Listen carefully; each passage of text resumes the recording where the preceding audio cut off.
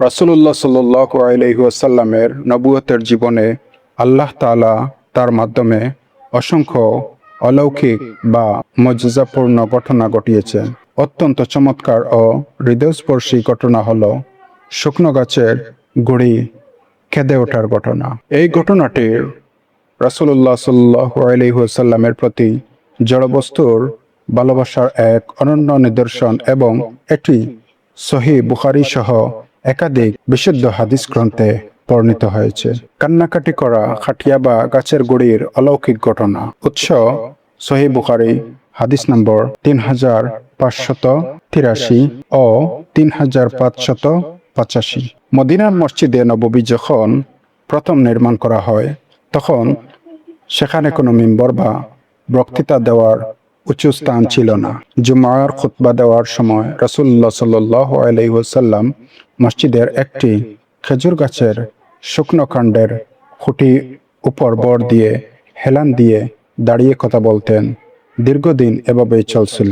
পরবর্তীতে সাহাবীরা অনুভব করলেন যে রাসূলুল্লাহ সাল্লাল্লাহু আলাইহি ওয়াসাল্লাম এর কষ্ট হয় এবং পেছনের সারির মানুষ তাকে ঠিকমতো দেখতে পান না। তাই এক আনসারী নারী প্রস্তাব করলেন, হে আল্লাহর রাসূল, আমার এক গোলাম কাঠমিস্ত্রি আছে, আমি কি আপনার জন্য একটি বসার মিম্বর তৈরি করে দেব?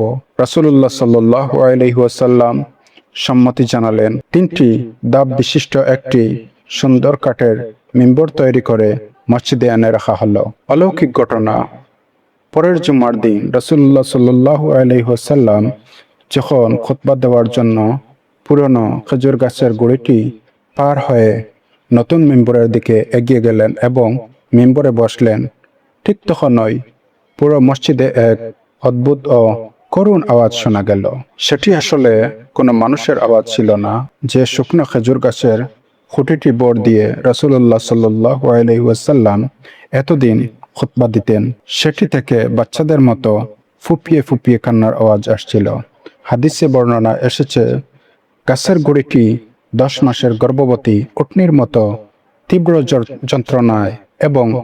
যন্ত্রণায় এবং আর্তনাদে চিৎকার করে কাঁদছিল। কেঁদে কেঁদে সেটি যেন ফেটে যাওয়ার উপক্রম হয়েছিল।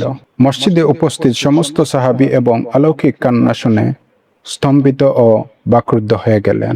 রাসূলুল্লাহ সাল্লাল্লাহু আলাইহি ওয়াসাল্লামের দয়া। খেজুর গাছের এই কান্না দেখে রাহমাতুল লিল আলামিন রাসূলুল্লাহ সাল্লাল্লাহু আলাইহি ওয়াসাল্লাম মিম্বর থেকে নেমে আসলেন।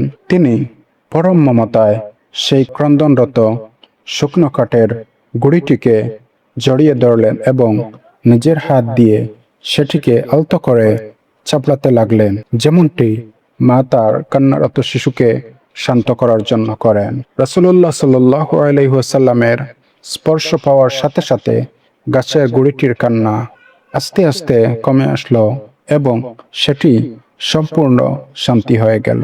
কারণ অশেষ পরিণতি। রাসূলুল্লাহ সাল্লাল্লাহু আলাইহি ওয়াসাল্লাম সাহাবীদের উদ্দেশ্য করে বললেন, এটি কাঁদছিল কারণ এটি এতদিন আল্লাহর জিকির ও খুতবা শুনত। আজ মিম্বর তৈরি হওয়ায় সে নবুয়তের বরকত ও জিকির থেকে বঞ্চিত হচ্ছিল।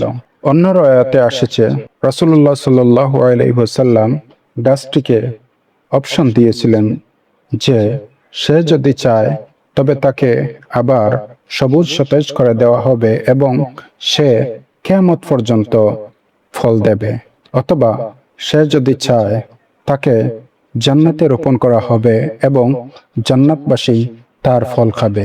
গাছের গুঁড়িটি জান্নাতকে বেছে নিয়েছিল। এরপর রাসূলুল্লাহ সাল্লাল্লাহু আলাইহি ওয়াসাল্লামের নির্দেশে মিম্বরের নিচে একটি গর্ত করে সেই বরকতময় কাঠের টুকরাটি দাফন করা হয়। উক্ত ঘটনা থেকে শিক্ষা, রাসূলুল্লাহ সাল্লাল্লাহু আলাইহি ওয়াসাল্লাম সৃষ্টি জগতের প্রতি ভালোবাসা। এই ঘটনা প্রমাণ করে যে কেবল মানুষ বা জিন নয়, আল্লাহর সৃষ্টি জড় বস্তু ও উদ্ভিদ ও আল্লাহর রাসূল সাল্লাল্লাহু আলাইহি ওয়াসাল্লামকে চিনত এবং ভালোবাসত। জিকিরের মজলিসের গুরুত্ব। একটি মৃত কাঠ খুতবা এবং আল্লাহর জিকির শোনার মর্যাদা বুঝত, যা আমাদের অন্তরকে নরম করার জন্য এক বিরাট শিক্ষা।